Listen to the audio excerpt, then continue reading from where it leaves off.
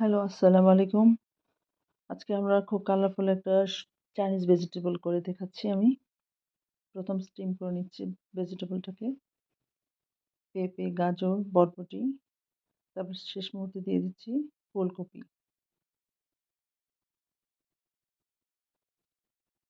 তারপর এটাকে ছেঁকে নেব। তারপর তেল আর কিউব করা অনিয়নগুলো দিয়ে দিচ্ছি। ভালো করে নেড়ে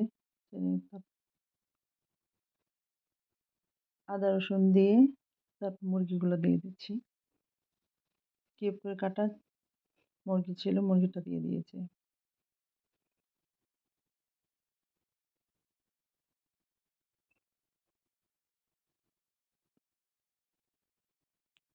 তারপর স্টিম করা সবজিগুলো ঢেলে দিয়েছি।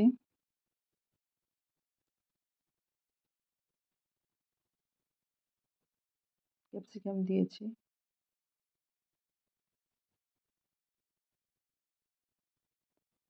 পরিমাণ মতো পানি অ্যাড করে দিয়ে কর্নফ্লাওয়ার দিয়েছি। তারপর গ্রিন চিলিটা ইউজ করেছি। তারপর দিয়ে দেবো টমেটো সস।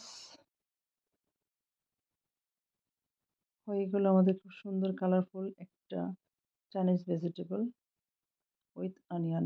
ভালো থাকবেন।